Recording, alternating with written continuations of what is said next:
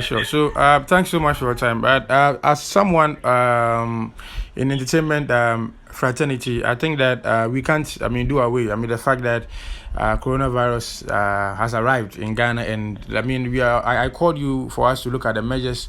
What from the entertainment point of view, what our entertainers should do, the entertainment goers.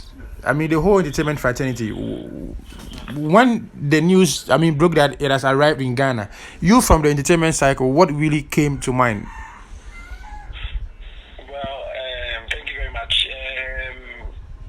It wasn't a good, moment for us, not just me, but I mean for the country as a whole. That was what I was thinking of. It wasn't really about events that will go down, for such a situation or for such a pandemic, to get into our space. And so that's the reality. I wasn't even thinking about events or shows or personal businesses that will go down. I was rather thinking of, Charlie, people that it will affect and the lives that, it could take away. So those were the actual things that I was thinking of. I wasn't expecting it to come to Ghana in Tiabai, it scared me a little. So Oh, okay, that's fine. it. Now let's now stay with our entertainers. Now, when I say entertainers, it could be our actresses. I mean, our actors, our musicians. At this point in time, where I mean, there's more of a restriction. What advice will you give them, or what will you say they should do? Yeah, good one. You asked for event goers. You said for event goers, what would be their position? For event goers, well, if there are no events, there are no event goers anyway. So for event goers, they are still going to be relying on those who actually create the events, those who actually curate the experiences. For our celebrities, for our entertainers, this is a great time for them also to engage more with their fans. You get it now, it's more like a digital or a virtual world. It's an opportunity for you to go in strongly and show how you also you also connect with your fans, or you also care about your fans. As a BBI on the low now, this period you wouldn't be going for too many interviews, you wouldn't be going for too many shows, you wouldn't be doing too many things. So the best way is to actually engage more of your fans. You get it, to keep them connected to you. So if I wear in their shoes, this is the time where my Facebook Live will be doing a lot of work for me, touching on so many issues, engaging my fans a lot more, because there will be little time for you to even have that. This hasn't really happened in decades, in centuries, where everybody's on lockdown, nobody's performing. So this is the best time for us to get closer to our fans. In KB, I'll call Facebook Live, see, this is an opportunity. Let's talk, let's interact, let's get more, personal with each other. So that's what I'm looking for entertainers to be doing. A lot of them should also be doing a lot more recording. That's a music artist. This is an opportunity for them to get back into the studios and then be doing a lot more with their work. Even sometimes if you are your studio time, you can be doing a lot more live videos on from the studios. You get it? So just to keep your fans and viewers and people still connected to you, because bro, let's mind you, if you lose it, sometimes in this industry, if you lose the buzz or the attention, it means hard kakra. You get it? So it's very proper that you keep the fans and everybody else, glued or intact or associated with the brand. And then with the event organizers themselves, this is also a time for us to get back to the drawing boards. Times have changed. Periods now, events, maybe if you wanted to do something on the 19th, this time it has changed. It's going to affect certain things. So this is where we go back to the drawing board and restructure. You get it? Let everybody restructure, rethink, redirect, the processes of their events and all of that. So yeah, I think this is it's also a good time for businesses to Now, put let, themselves let together. me let me let me let me stick to event organizers. I mean, you coming from Three Music. Yeah.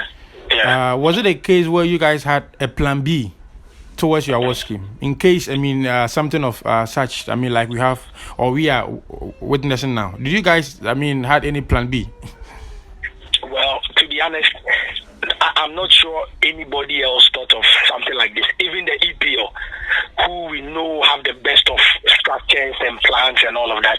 Once the virus came out, once the thing became very severe, the only thing they had to do was to cancel the EPL. There was no other plan, because often these events are physical events. You get it? If they were like a conference or an event where you are speaking to people, you can restructure it to more like a virtual event where you can entertain people online. But we're not more physical. So yeah, when it happens, the only thing you can do is to help in the mitigation plan. Make sure that the spread doesn't go more. This is not a time for you to be thinking about your personal gains, about your Debbie. In periods like this, Charlie, that is why we could have done our event last week. But the most important thing was the public first, lives first. So honestly, and then we're in a period is here. What they buy all means everything you need to do to get money is no. This is a crunch period where we should all come together. So like you're saying, we are rather going back to the drawing board, and we are looking at the climate, the weather. That okay, if this thing extends, what more can we do? What is the next plan? What are the next steps? How are we engaging the artists?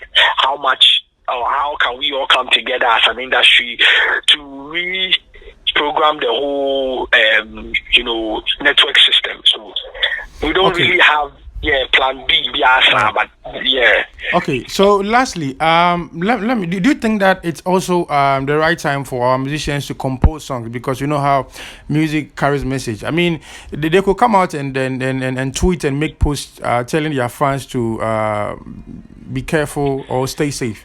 But do you think that it will also be advisable if they compose songs around coronavirus to send the message across very well? Yeah, I believe so. I believe so, because you see, that is one of their social responsibilities. That is what they need to also be doing. Often when issues like this come up, we don't see them. They are always quiet. When other issues that I think it is not too crucial, people trying to destroy people's brands and people's images and all of that, is when you see people coming out and creating unnecessary hype for themselves. But this is the time I was rather expecting the Stone Boys, the Shatawalis, the Sarkodie, everybody to come out heavy. But it's not late, right? It's not too late. Right. Not too late. Yeah, it's not too late, because Charlie, Asema is, it's no joke. This is a serious situation. I was expecting that these are the times you need your influencers, your celebrities, your influential figures to lead the cause. As I said, they should be leading the cause. The ministries should be engaging them more, and to be making sure that these people are sending the right information to the right people. But you see, I know Momonte. But let them lose out on an award or on Nigerian music, and then a lot of noise and a lot of blames on bloggers. That's very true. That's very true. But these are serious issues that you rather expect them to take charge. Exactly. You rather expect them to be speaking to the families. You rather expect them to even be on top of issues.